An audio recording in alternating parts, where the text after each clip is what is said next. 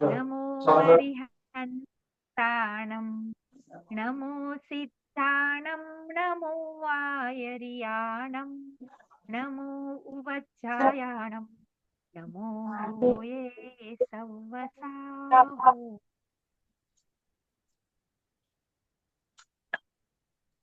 पापामराति धर्मो बन्धुर्जीवस्य चेतनिश्चिन्वत्, समयं यदि जानीते श्रेयो ज्ञाता ध्रुवं भवति। क्या कह रहे हैं? पाप जीव का शत्रु है और धर्म जीव का मित्र है। जो ऐसा निश्चय करके समयम यदि जानीते, समय का अर्थ होता है, किसी को पता है समय का अर्थ क्या होता है?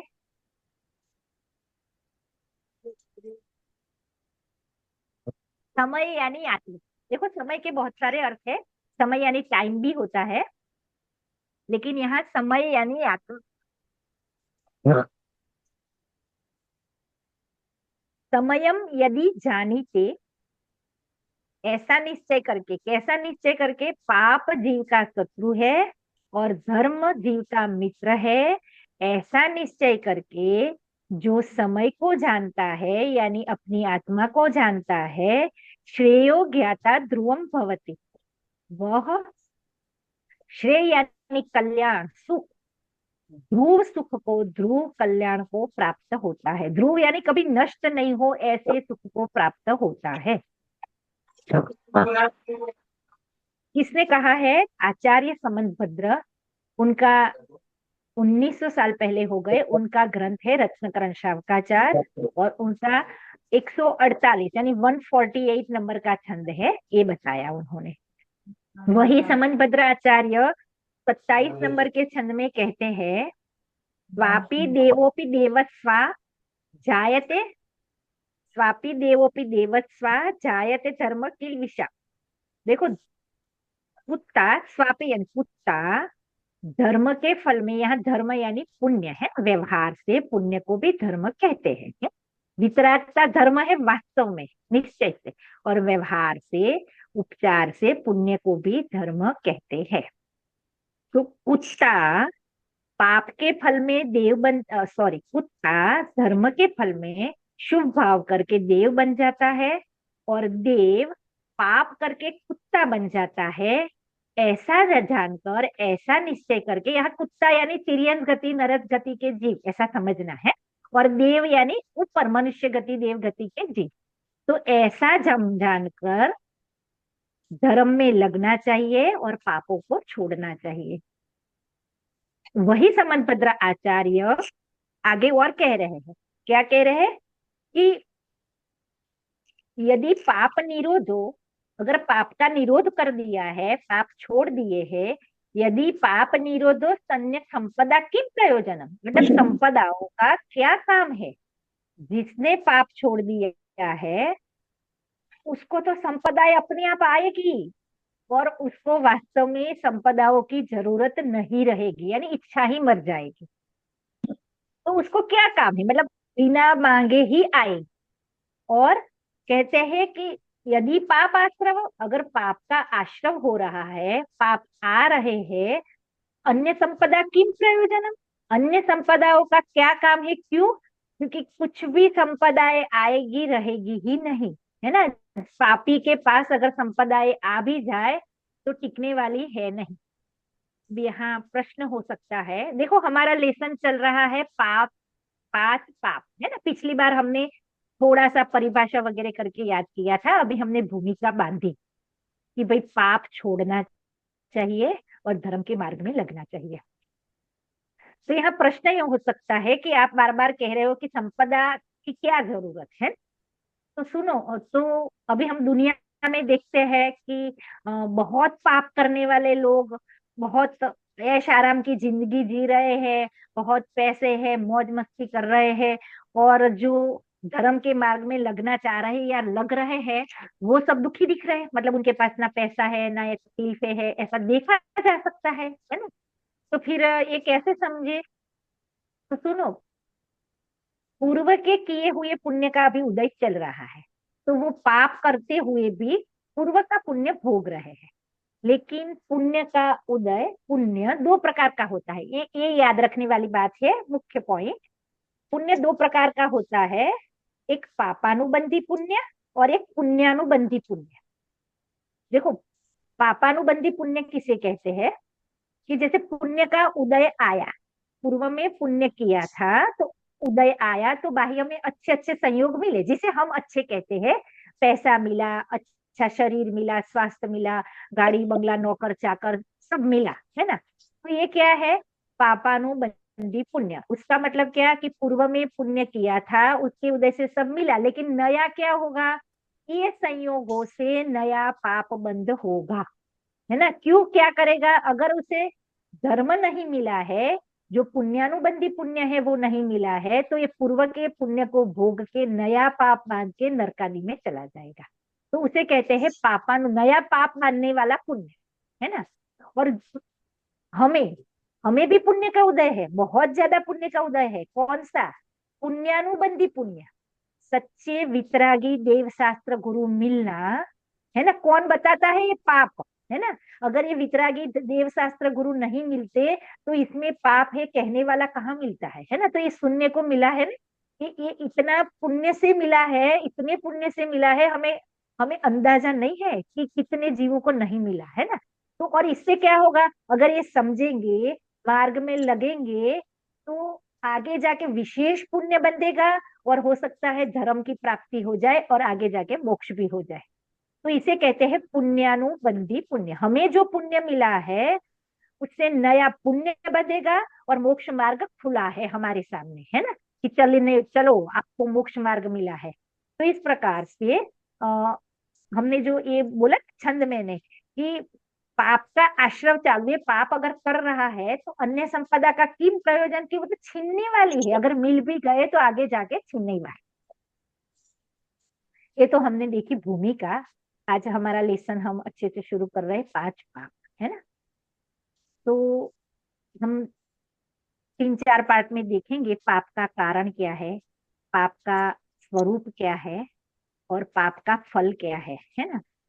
तो पाप का स्वरूप, देखो लोगों को क्या लगता है कि देखो खाली बातें करने से, सुनने से, पढ़ते रहने से क्या होता है ना। कुछ करे तो कुछ धर्म हो ऐसा लगता है, लेकिन सुनना समझना थोड़ा, ज्ञान जो होता है ना उसे प्रकाशक बताया है। प्रकाश, आप मुझे बताओ, आप अंधेरे में चलो, क्या होगा। अंधेरे में चलना शुरू किया, बाहर रोड पे बिल्कुल अंधेरा है, तो क्या होगा, गिरोगे, ठोकर खाओगे, हो सकता है गटर में गिरो, हो सकता है गड्ढे में गिरो, हो सकता है कांटों में गिरो, है ना कोई नुकसान करोगे अगर अंधेरे में चलोगे या आंख बंद करके चलोगे। अरे बाहर छोड़ दो, अगर घर में भी अंधेरा हो और चलने लगो, तो क्या होता है, कहीं ना कहीं ठोकर खाते हो, या कहीं ना कहीं गिर जाते हो, है क्या बोलते हैं हिंदी में, कहीं दीवार से टकरा गए, कहीं ना कहीं टकरा जाते हो, है ना। तो अंधेरा तो सही नहीं होता, अंधेरे में हो क्या होता है, पाप हो सकते हैं अंधेरे में, अच्छे काम नहीं होते अंधेरे में, है ना। तो ज्ञान जो है वो प्रकाशक बताया, आचार्य देवों ने ज्ञान को प्रकाश के स्थान पर बताया, कि जान लेगा, आंख बताई, ज्ञान यानी आंख है हमारी, ज्ञान यानी प्रकाश है। अब एक बार जान लेगा तो अब रास्ते में चलने में दिक्कत नहीं आएगी, है ना। तो इसके लिए देखो, पाप, हम जैनियों को तो पाप अच्छे नहीं लगते, छोड़ने सबको है, लेकिन प्रश्न ये होता है कि पाप क्या है वो समझ में नहीं आता। दूसरा, छूट नहीं रहे, छोड़ना चाहते हुए भी छूट नहीं रहे, है ना। तो ऐसे बहुत सारे प्रॉब्लम है कि हम सब लोग छोड़ना चाहते हुए भी नहीं छोड़ पा रहे। तो देखो एक दृष्टांत से समझते हैं। एक व्यक्ति था और बुरी संगति में पड़ गया था। तो वो क्या करता था कि जुआ खेलता था, शराब पीता था, और वेश्या सेवन करता था। उसके पिताजी उसे बहुत समझाते थे कि बेटा, ये अच्छे काम नहीं है, इससे हमारा बुरा ही होगा, हमारा सब नष्ट हो जाएगा, ये छोड़ दे, ये छोड़ दे, तेरा बुरा होगा। लेकिन उसको क्या है, बुरी संगति, ये संगति होती है ना, बहुत बुरी चीज है, हमें लगता है कि नहीं नहीं, हम तो उनसे, लेकिन ऐसी बुरी आदत होती है। ये तो ऐसी आदतें तो हमारे संगति वालों में होती ही नहीं, लेकिन किसी छोटी छोटी भी बुरी आदतों वालों की संगति हम करते हैं तो कहीं ना कहीं हम फंस जाते हैं। तो ऐसा वो भी ऐसे छोड़ नहीं पा रहा था, छोड़ नहीं पा रहा था बहुत, और मान ही नहीं रहा था। अब उसके पिताजी जब मरने की तैयारी हो गई तो उसके पिताजी को मतलब ये लगा कि पूरे जीवन इसने मेरी नहीं सुनी, शायद मरते समय मेरी कोई छोटी सी बात सुन ले। तो पिताजी ने उसे बुलाया और कहा, बेटा अब मैं तुझे छुड़ाने के लिए नहीं कहूंगा, तू छोड़ दे ऐसा नहीं कहूंगा, तू कर, जो पाप कर रहा है वो कर, लेकिन मेरी एक बात को ध्यान रख, वो ध्यान रखते हुए करना। तो उसको लगा अच्छा है, तो फिर मना नहीं कर रहे तो क्या टेंशन है ना। तो पिताजी ने कहा, बेटा तू जुआ खेलने जाता है ना, तो तू एक काम करना, घर में बैठ के खेलना, तू बाहर मत जाना, जिसको बुलाना हो घर पे बुलाना, और लिखना कितना आया कितना गया, कितना आया कितना गया, बरोबर लिखना, हिसाब अच्छे से रखना, बस और कुछ नहीं। बोला ठीक है, इतना तो मैं कर ही सकता हूँ पिताजी के लिए, उसमें क्या है, मरते हुए पिताजी है। बोला तू शराब पीने जाता है तो तू एक काम करना, आधी रात के बाद जाना, आधी रात के बाद जाना, उसके बाद तू जो करना है कर। तो उसे लगा कि ठीक है ना, अभी 2-4 घंटे लेट पियेंगे और क्या है, लेकिन पिताजी का मन रख लेते हैं। फिर बोला तू वेश्या के साथ जाता है तो वो भी रात के 12-1 बजे के बाद जाना। तो उसे लगा अच्छा है, इसमें भी कोई दिक्कत नहीं है, उसने उनकी तीनों शर्तें मान ली। उसके बाद पिताजी का देहांत हो गया। अब 12 12 दिन खत्म हो गए, तब तक तो उसको थोड़ी समाज की शर्म वगैरह रहती है। फिर उसको याद आए अपनी सब सारी चीजें, पाप सारे, है ना। तो बोला चलो शराब खाने जाते हैं। तो गया, तो याद आ गया ऐसे ही, अरे पापा ने बोला है कि आधी रात के बाद जाना है ना, 12-1 बजे के बाद। तो थोड़ा वेट किया और फिर गया, 12 बजे के बाद 1 बजे के बाद पहुंचा। तो देखा रास्ते में ही, पहुंचने से पहले ही एक मिला रास्ते में बाजू में गटर में, है ना। फिर आगे गया, दूसरा रोड पे था, उस पर कुत्ता सुसु कर रहा था। फिर आगे पहुंचा, है ना, तो वो खंबे से टंगा हुआ कुछ ना कुछ बड़बड़ा रहा था। आगे जाते जाते उसकी आंखें खुलती गई कि अरे, शराब की नशे में मुझे नहीं पता, लेकिन मैं भी क्या ऐसा ही करता होऊंगा। वो तो मेरे ये सारे दोस्त जो काम कर रहे हैं, मैं भी ऐसा ही काम करता होऊंगा, अरे रे ये करने लायक नहीं है, ऐसी स्थिति, मतलब, है ना। तो उसको ये देखा ना कि पीने के बाद में क्या, तो उसको होश आ गया और उसने कहा आज के बाद शराब नहीं पियेंगे, बस अब 2 चीजें बची है वो कर लेंगे, लेकिन शराब तो मैं नहीं पीऊंगा, मैं ऐसे गटर में और ऐसे कुत्ता चाटता हुआ और मैं किसी को ऐसा काम मैं नहीं करूंगा। तो फिर शराब तो उसकी छूट गई। दूसरा दिन आया, तो दूसरा दिन उसने सोचा चलो अपनी जो दोस्त है वेश्या के पास चला जाता हूँ। फिर पिताजी की याद आई, वहां पहुंचा 12-1 बजे के बाद, है ना। तो 12-1 बजे के बाद पहुंचा तो अंधेरा था, है ना। सामान्यतः वहां डेकोरेशन, उजाला और संघार और ये सब चलता रहता है, संगीत और ये। वो पहुंचा तो सब बंद हो गया था, सब चले गए थे, है ना। तो सब लाइटें बाइटें बंद थी, कोई श्रृंगार नहीं, कुछ नहीं। दरवाजा खटखटाया तो लेडी ने खोला एक, तो बोला कौन, वो कहाँ है। तो बोले वो मैं ही खड़ी हूँ, है ना। तो देखा, अरे ये तो कितनी गंदी दिखती है ना। मैं जिसे देखने आता हूँ वो तो मतलब ओरिजिनल रूप ऐसा है इसका, है ना, इससे तो मेरी पत्नी बहुत सुंदर है ना। तो उसने लगा कि अरे जो देख रहा था वो तो सब धोखा था, स्वरूप जान लिया, वास्तविक स्वरूप क्या है वो जान लिया ना। तो अब वहां से उसका मन उठ गया, अब वो भी उसकी छूट गई। अब दूसरे दिन सुबह से ही उसको तो याद आ गई कि नहीं अब तो जुआ खेलेंगे। तो उसने अपने दोस्तों को बुला दिया कि भाई पापा ने कहा है कि बाहर मत जाओ, घर पे बैठ के खेलना, तो अब घर पे ही खेलना है, क्योंकि घर पे बैठेगा तो नोट करेगा, नहीं तो नोट नहीं कर पाएगा। तो बैठा, तो खेलने लगे। बोला 100 रुपये, अरे मैं जीत गया, मैं जीत गया, लिखा मैं 100 रुपये जीता। फिर 300 रुपये जीत गया, लिखो 300 लिखा। फिर अरे 700 जीत गया, 700 लिखा। फिर 100 जीत गया, ओहो मैं तो जीतता ही जा रहा हूँ, जीतता ही जा रहा हूँ, है ना। फिर बड़ी बाजी लगाई, मैं तो जीत रहा हूँ, है ना। 2000 लगाए और हार गए, लिखा 2000। 4 बार जीता था एक ही बार हार, है ना, नहीं, है ना। 4 बार थोड़े थोड़े जीता था, लास्ट में टोटल किया तो अरे बाप रे, मेरा तो इतना बड़ा घाटा है। देखो पैसे जब हाथ पर होते हैं ना तो घाटा मुनाफा समझ में ज्यादा नहीं आता, वो नशा होता अब खेलते खेलते समझ में आ गया कि मैं वास्तव में हर बार घाटा ही करता हूँ, इसमें कोई फायदा मुनाफा मुझे होता नहीं है। तो ऐसी लतों से, है ना, तो ये स्वरूप जाना, मुझे तो ये बताना है कि स्वरूप जाने बिना जीव छोड़ना चाहता हुआ भी नहीं छोड़ पाता है। अभी एक जैसे एक उदाहरण दे दूं मैं, कि हम लोग में से कोई कोई ऐसे लोग होंगे जो आलू प्याज खाने वाले हो सकते हैं, है ना।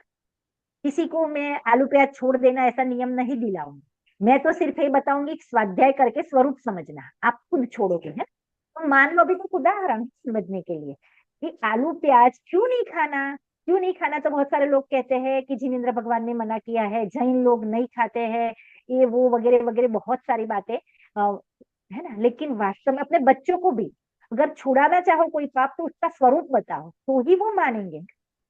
तो पता है आलू में क्या दोष है ना, सभी कंदमूल में क्या दोष है, मैं स्वरूप बता रही हूँ उदाहरण के तौर पर। हम ये उदाहरण समझ रहे हैं ना, अभी पाप की बात अभी शुरू नहीं करी, मतलब पाप का स्वरूप समझेंगे तो कैसे छूटेगा, है। तो जैसे बताएंगे कि आलू की सोय की नोक ऊपर कितना आएगा, मतलब बहुत चीज नहीं, ऐसे सोय लगाई और दिखे भी नहीं इतना कण आ जाए, दिखे भी नहीं इतना छोटा सा कण आ जाए, है ना। अब उस कण में क्या है कि असंख्यात, अभी असंख्यात शब्द समझाने के लिए पूरी एक दो कक्षा चाहिए, इतनी लंबी उसकी लिस्ट है ना, इतना बड़ा एक आंकड़ा है, ये अंक में नहीं लिख सकते, असंख्यात, है ना। तो ये कर्णान युग का गणित है, जैन का गणित ऐसा है, जैन धर्म का, कि आजकल के कोई अंक शास्त्री, मैं उदाहरण देके बता दूं, मेरा भतीजा है विस्मय, अभी इंजीनियरिंग इंजीनियरिंग कर रहा है, और वो छुट्टियों में 12वीं के बाद, 12वीं में उसके 95% आए थे, है ना। तो वो मेरे घर पे रुका था, तो उसको मैंने, उसका दिमाग तेज है ना, और मैथ, मैंने जैन धर्म का मैथ लिया, मैंने बोला इसको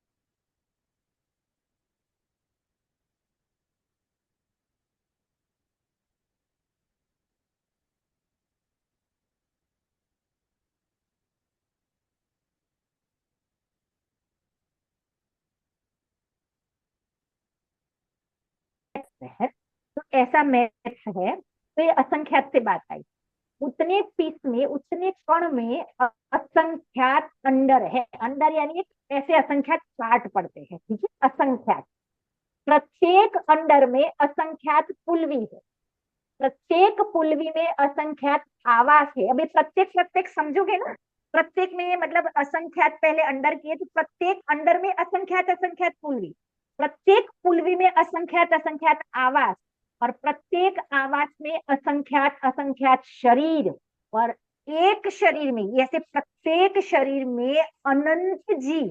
भाई ये अनंत क्या है, अनादिकाल से आज तक सिद्ध शिला पे जितने सिद्ध विराजमान है, उससे ज्यादा एक शरीर में जीव होते हैं। और किसने देखा, कि सर्वज्ञ भगवान ने देखा, कोई साइंस, कोई माइक्रो, वो होता है ना मशीन, उसमें कोई इतने जीव नहीं देख पाता, हालांकि साइंस भी उसमें बहुत ज्यादा 32,000 पानी के बूंद में भी जीव देख लेता है। तो यहाँ तो सर्वज्ञ भगवान ने इतने जीव देखे हैं।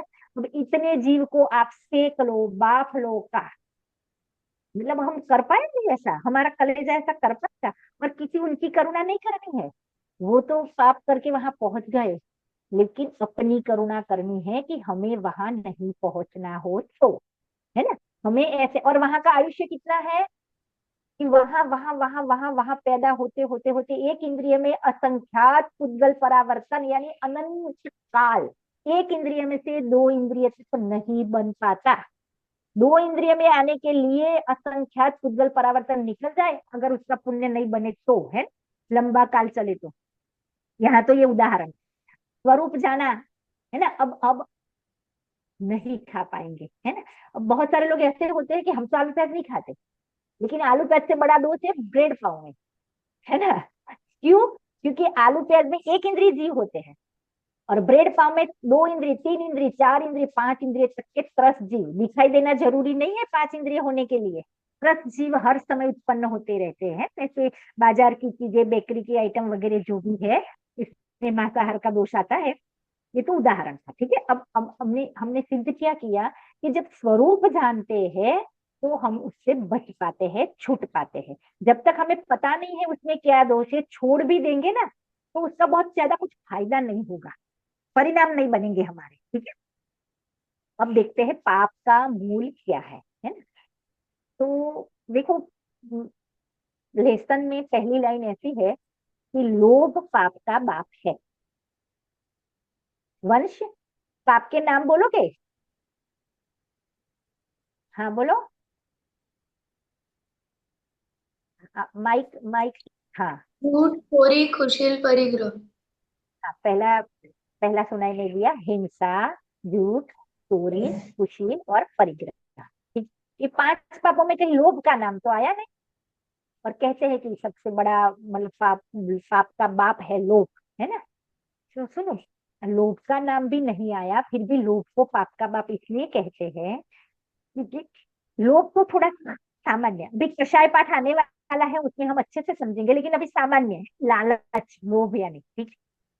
तो जो लोभ है उसके कारण जीव पांचों पापों में घोर पाप में करता है। कैसे करता है कि देखो, हिंसा कैसे होती है, परिग्रह कैसे होता है, वो देखते हैं। हम देखने जा रहे हैं कि लोभ से जीव पाप कैसे करता है ना। किस चीज का लोभ? मान लो पांच इंद्रिय के विषय भोगों का लोभ। अभी ये थोड़ा समझना पड़ेगा क्योंकि सब नए हैं, तो पांच इंद्रिय के विषय भोग क्या है वो थोड़ा समझना पड़ेगा, है ना। वंश बोलो, पांच इंद्रिय कौन कौन सी है? कोई बोलेगा वंश को छोड़ के और कोई? वंश, बिना वंश नहीं और कोई बोलेगा? पांच इंद्रिय के नाम बोलेगा?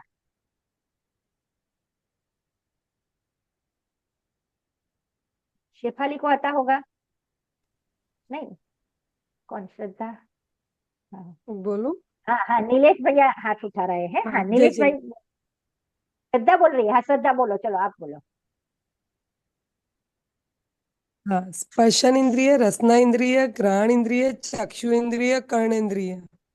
देखो बहुत सरल है, यहाँ से शुरू करना। पूरे शरीर में स्पर्श से जो ठंडा गर्म वगैरह महसूस होता है वो स्पर्श इंद्रिय।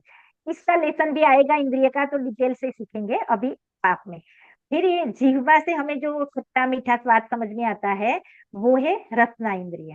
फिर नाक, घ्राण इंद्रिय है जिससे सुगंध और दुर्गंध समझ में आती है। चक्षु से दिखाई देता है ये अच्छा है बुरा है, कलर अलग अलग प्रकार के, वो चक्षु इंद्रिय के विषय है। ये सब जो बताया ना। और कर्म के विषय क्या है? प्रशंसा अच्छी लगना, निंदा अच्छी नहीं लगना, संगीत अच्छा लगना, है ना, गीत अच्छे लगने, ये कर्ण इंद्रिय के विषय।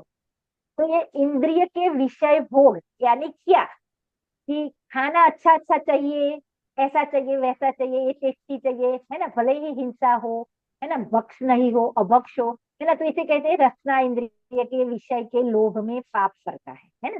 फिर परफ्यूम यूज करे तो घ्राण इंद्रिय के विषय के लोभ में पाप करता है।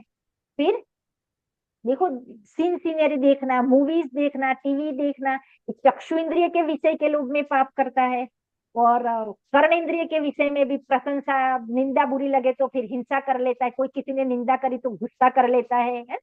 तो ये पांचों इंद्रियों के विषय भोगों के लोभ में पाप करता है। जैसे जितने भी पाप खाने पीने से होते हैं वो रसना इंद्रिय के विषय का लोभ है ना। तो रात्रि में खाना, होटलों में खाना, नॉनवेज खाना, ये सारी जितनी भी चीजें हैं वो सब किस चीज के लोभ में? रसना इंद्रिय के। अच्छा, पांचों इंद्रिय के विषय भोग आते किससे है? पैसों से, ऐसा लगता है हमें? पैसे आते पुण्य से है ना? ये भी समझना। पैसों से कोई चीज नहीं आती, पैसों से आती है। तो मैं एक उदाहरण देती हूँ। आपके पास 1 करोड़ रुपए है और आपकी कार कहीं ऐसे एकांत स्थान में बंद हो गई, बिगड़ गई। 1 करोड़ रुपए बैग में भरे हैं, आसपास कोई नहीं हो, एक गिलास पानी का प्यास लगी है, खूब प्यास लगी, मुझे बताओ 1 करोड़ रुपए से पानी आएगा? आपका पुण्य नहीं हो तो 1 करोड़ नहीं, 1 अबज रुपए हो भी तो भी एक गिलास पानी नहीं मिल सकता, है ना। तो एक गिलास पानी भी हमें मिलता है वो पुण्य से मिलता है, पैसों से नहीं। लेकिन हमें लगता है कि सारा सब चीजें पैसों से मिलती है, तो उसके लिए इकट्ठे करते हैं है ना। तो परिग्रह पाप किससे हुआ? पांच इंद्रिय के लोभों से, है, लोभ से, है ना। चोरी क्यों करता है? ये लोभ के कारण, है ना। तो इस प्रकार से हमने देखा। देखो ये विषय बहुत लंबा है, इसलिए हर चीज में आप खुद लगाना, है ना, इसको सोचना थोड़ा कि पांचों इंद्रिय के विषय के लोभ में ये जीव पांचों पाप करता है, इसलिए लोभ को पाप का बाप का। लेकिन ये तो बाप है, लेकिन बाप का भी बाप एक बैठा है, लोभ क्यों करता है तू? इन सबका मूल जिसे कहते हैं, बोलो वंश, आपका मूल क्या है? हाँ वंश बोलो। मिथ्यात्व। मिथ्यात्व है ना, शाबाश। पाप का बाप है, लोभ है, लेकिन लोभ का और पाप का सबका मूल है मिथ्यात्व। मिथ्यात्व किससे कहते हैं, कौन बोलेगा? वंश नहीं बोलेगा, और कौन बोलेगा? क्योंकि आगे हमने ये परिभाषा, वंश को नहीं बोलना है। हाँ हाँ, नीलेश शाह, हाँ बोलिए। अ,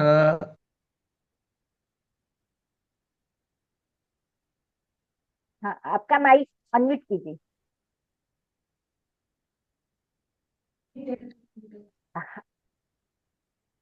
अनम्यूट कीजिए, अनम्यूट कीजिए। उल्टी हाँ मान्यता ने मिथ्यात्व कहे છે। हाँ, अब उल्टी मान्यता क्या है वो भी बता दो, कौन बताएगा? वो भी अभी हमने चलाया है। वंश तो बताएगा ही, और कौन बताएगा? जी- जैसा જેવું તેવું है નહીં માનવું। हाँ हाँ, नीलेश जै, भाई, हाँ शेफाली बोलो। हाँ बोलो जैसा बोलो है बोलो। वैसा नहीं मानना। हाँ, वो तो उल्टा हो गया अब। लेकिन हम कौन सी बात जैसी है ऐसी नहीं मानते? क्या उल्टी बातें करते हैं हम लोग, मानते हैं? हाँ, वंश शरीर तो हाथ आदि उठा ही रहा। पंचद्रव्य શરીરને जीव मानવો। हाँ हाँ ठीक है। शरीर आदि शरीर में पंचद्रव्य हूँ एक न कहा। मानना। हाँ हाँ, नीलेश भाई हम्म। जैन, हाँ बोलिए, आप और कुछ बोलना चाह रहे हैं ना? शरीर को अपना मानना, एक हो गया फिर। हाँ नीलेश जैन। ध्यानायतो में श्रद्धा।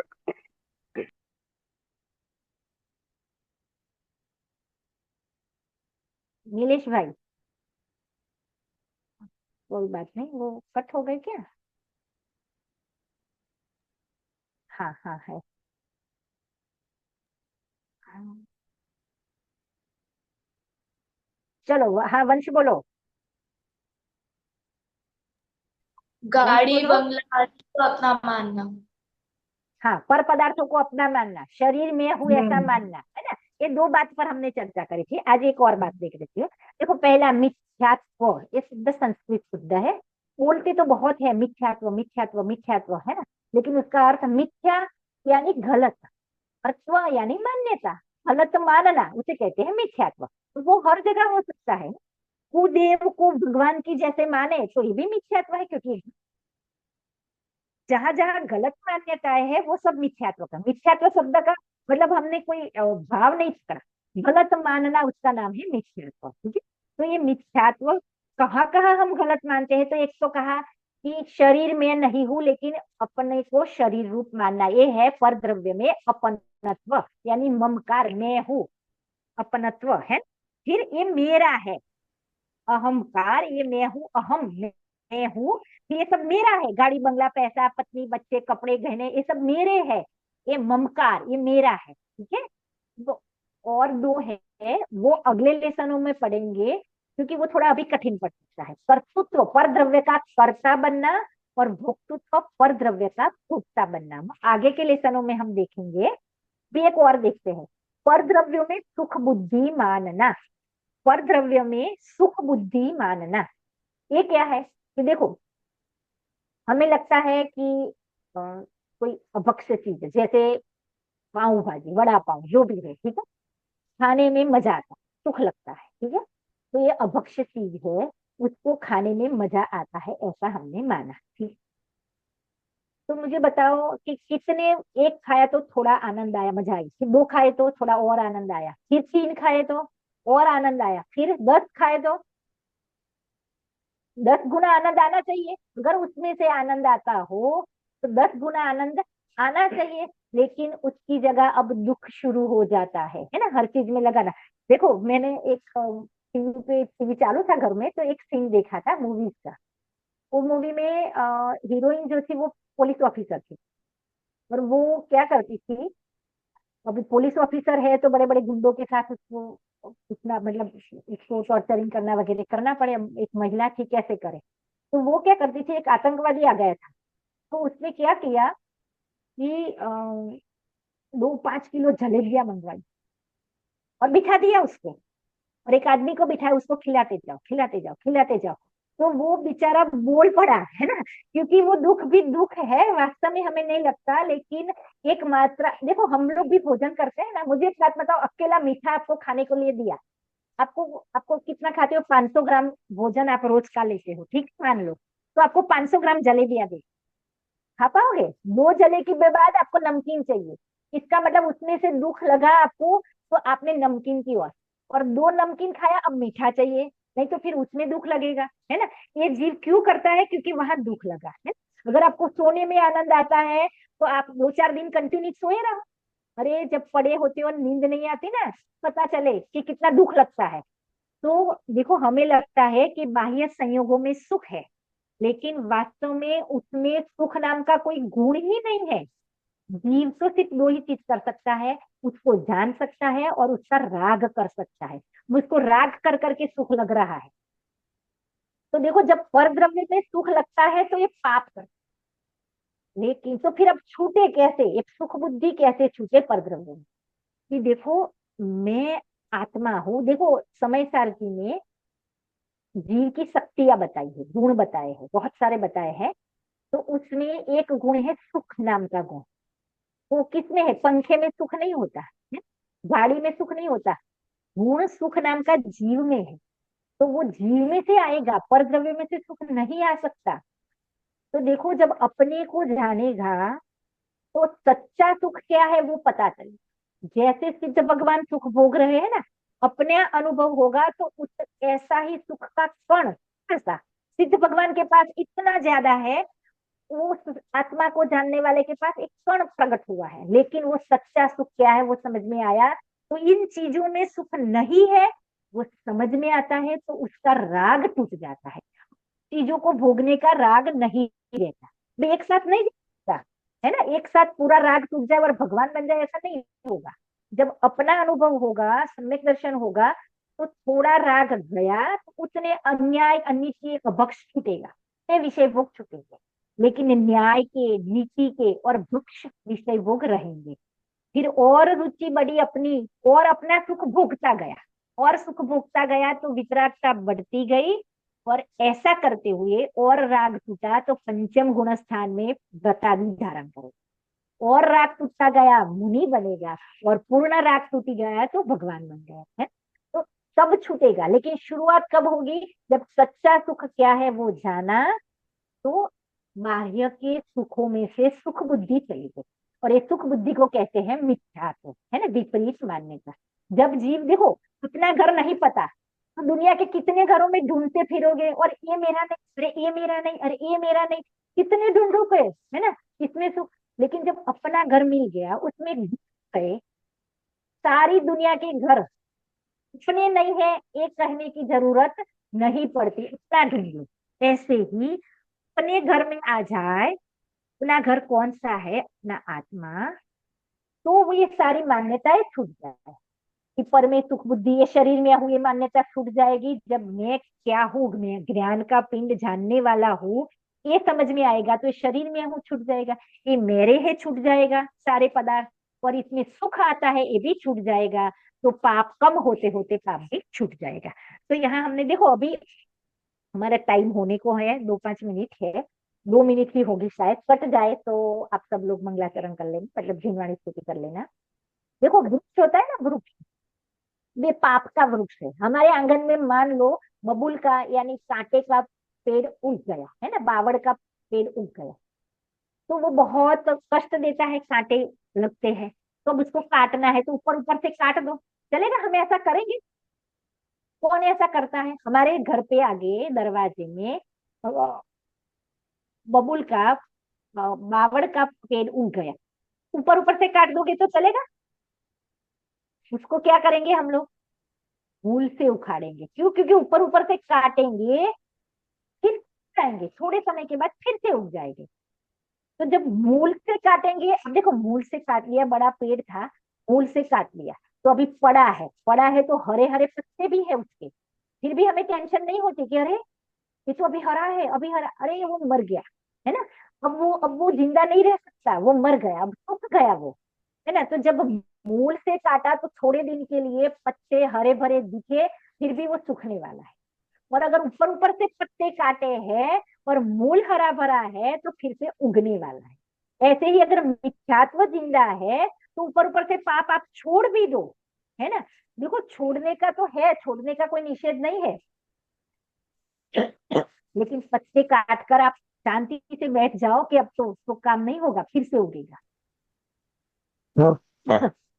लेकिन अगर एक बार मूड से उखाड़ दिया तो भले ही पत्ते, अभी थोड़ा पाप दिखेगा, सम्यक दृष्टि हो गया, लेकिन चौथे गुणस्थान में न्याय नीति के भोग दिखेंगे, थोड़े पाप दिखेंगे, लेकिन वो नष्ट होने के लिए है, आगे जाके नष्ट होने वाले हैं, उसकी गारंटी है। देखो पंखा चालू करते हैं हम लोग, ठीक है, तो पंखा बंद करना हो तो क्या करेंगे, बंद हाथ डालेंगे ना, ऐसा बंद करने के लिए हाथ नहीं डालेंगे। कौन हाथ डालता है, हाथ उठाओ। पंखा बंद करने के लिए पंखे में कौन हाथ डालता है, कोई नहीं डालता। तो क्या करते हो, स्विच ऑफ करते हो। बोला पंखा इधर है तू वहां क्यों जा रहा है, तो छोटे से बच्चे को भी पता है क्या वहां स्विच है ना। ये स्विच क्या है, सप्लाई, सप्लाई जहां से आ रहा है ना इलेक्ट्रिसिटी का, उसको बंद करना। अरे पंखे में हाथ डाला तो क्या होगा, हाथ कट सकता है, पंखा बंद नहीं होगा, है ना। स्विच ऑफ कर दी, पंखा बंद हो गया। ऐसे ये जो स्विच है ना, मूल मिथ्यात्व। देखो पंखा भी तत्काल स्टॉप नहीं होता, थोड़ा घूमते घूमते स्लो होते होते बंद होता है। स्लो होता, स्विच ऑफ कर दी, अब जो स्लो स्लो चल रहा है हमें कोई टेंशन होती, अरे बंद क्यों नहीं किया, अरे हो गया, है ना। अरे चालू है, अरे वो बंद होने वाला है ना। ऐसे ही ये मिथ्यात्व जो है ना वो सप्लाई दे रहा है पापों को। जब मिथ्यात्व को ही काट दिया तो अब थोड़े थोड़े पाप हो रहे हैं ना, वो नष्ट होने वाले हैं, उसका टेंशन मत करना, है ना। लेकिन पहला सबसे बड़ा पाप जो है, मूल जो है, उसको हम पानी डालते रहे और पापों को छोड़ने, पाप बड़े पाप छोड़े बिना मिथ्यात्व नहीं छूटेगा। जैसे है ना, अन्याय अनीति अभक्ष नहीं छोड़ोगे, न्याय नीति नहीं लाओगे अपने जीवन में, सदाचारमय जीवन नहीं जीवोगे, तो मिथ्यात्व भी नहीं जाएगा। लेकिन आप सब पाप छोड़ के मिथ्यात्व पड़ा है और आराम से सो रहे हो, आराम से अपने को धर्मात्मा मानने लग जाओ, तो फिर क्या होगा कि ये पाप तो फिर से आगे अगली गति में जाके उगेंगे, लेकिन उगने वाले हैं।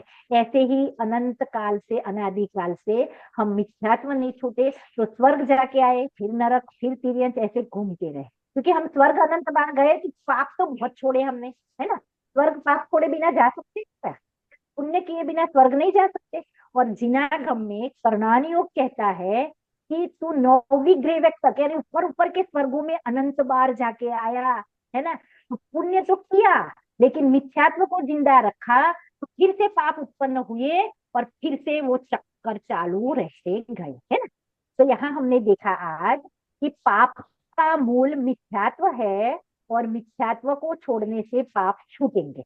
फिर अभी हमें मिथ्यात्व नहीं छूटा तो हम क्या करें कि जिनवाणी का स्वाध्याय करो और मिथ्यात्व छोड़ने का प्रयत्न चालू रखो और सदाचारमय जीवन जीते रहो, है। सदाचारमय जीवन यानी क्या, है ना। तो जिनागम में जो बताया है ना, मैं तो कहूंगी कि अगर आत्म कल्याण करना हो तो शुरुआत छोटे से करते हुए भी पाप छोड़ना आज से ही शुरू करो। कभी रात्रि, देखो हमेशा के लिए रात्रि भोजन नहीं छूटता, तो छोटे छोटे नियम लेके कुछ दिनों के लिए छोड़ो। हमेशा के लिए बाजार का खाना नहीं छूटता, तो पहले बहुत ज्यादा अभक्ष से ऐसी चीजें छोड़ो, है ना, ब्रेड, पाव, पिज्जा, बर्गर, ये जो जो आती है, पास्ता, है ना। उसके बाद शादियों वगैरह में भले खाते रहो, फिर ऐसे धीरे धीरे करके अपना लक्ष्य मत चुको, लेकिन शुरुआत करो। सदाचारमय जीवन आएगा, आपको मौका बना रहेगा